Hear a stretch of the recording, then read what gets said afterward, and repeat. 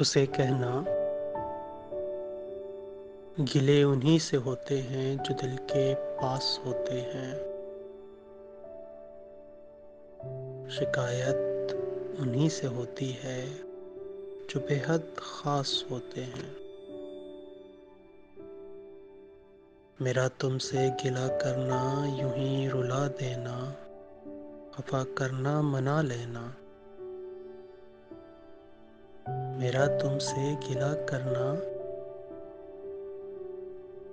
तुम्हें यूं ही रुला देना, खफा करना मना लेना मोहब्बत की अलामत है।